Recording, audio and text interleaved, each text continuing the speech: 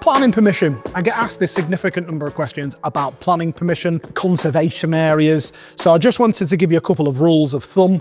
Ultimately, if you are in a conservation area, you do need to check appropriate planning laws because there are some limitations still.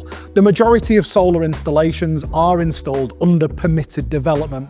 And what that basically means is we can fit the solar panels. We still need to notify building control. So ourselves as installer will notify building control after it's been done.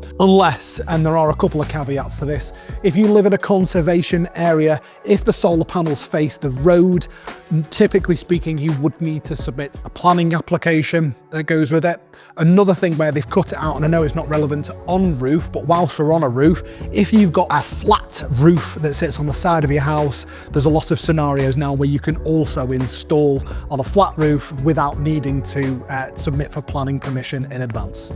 Now, one of the things this particular customer's had to do, because this is part of a built development and because they're pretty new builds, actually just less than 10 years old, customer themselves had to write for permission to Jones Homes to be able to get permission to install solar panels. So one of the things is just being aware that if you live in a newer area, if you pay things like service and maintenance charges for your local estate, you might just want to just validate the fact that you don't need to apply for permission from the actual developer, because a lot of them want to keep the estates themselves in an aesthetically pleasing way.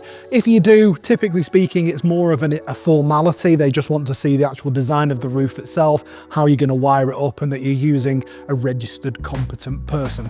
So if you do find yourself in a position where you're thinking, I really want solar panels, but my building does actually require planning permission, it's really important you choose the right installer. What you tend to find with big nationals is the fact that they'll just simply cut and paste the standard quote, push it out to you, and they're not really going to give you the help and support. So one thing you want to do when vetting an actual installer is just start by, say, making those inquiries with them, the fact that they can help you with the planning process. And what I mean by that is that they're going to help you with things like design, schematic diagrams that your planning officer will probably need. Now, planning applications, most of the time, solar installers themselves won't do, but they're going to be able to do a significant amount of the legwork for you, just to take that stress and that strain away, so it becomes a very simple, straightforward process, so you can welcome solar into your life.